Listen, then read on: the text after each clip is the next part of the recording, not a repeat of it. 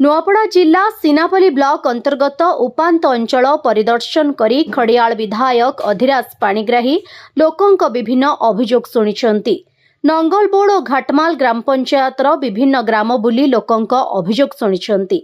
आज उदंती नदी में वर्षा जल प्रवाहित हेउथबा बेले गामुछा पिंधि नदी पार होई लोकों पाखकु पहुंचीथिले।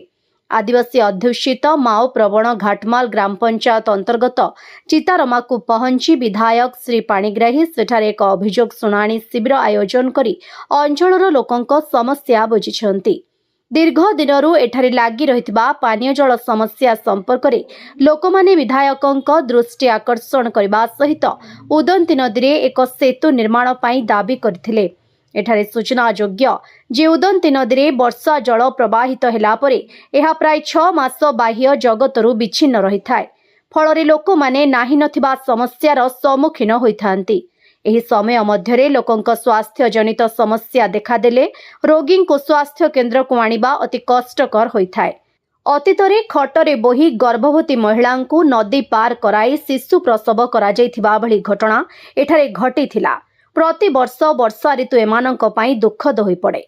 एठारे एक सेतु निर्माण अत्यंत जरूरी होइथिबा बेले आज विधायकों को पाई ग्रामवासी तांक दुख जणाइबा सहित सेतु निर्माण पई अनुरोध करिथिले।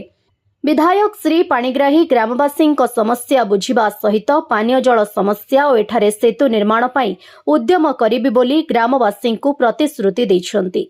नदी पार होई तांको ग्राम को विधायक आसीथिबारु ग्रामवासी बहुत खुशी होइथिले।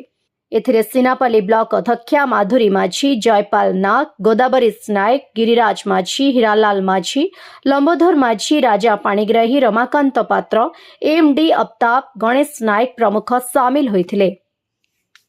नुआपड़ा जिल्लारू जगन्नाथ सागर रिपोर्ट, ओडिशा हाइलाइट समाचार।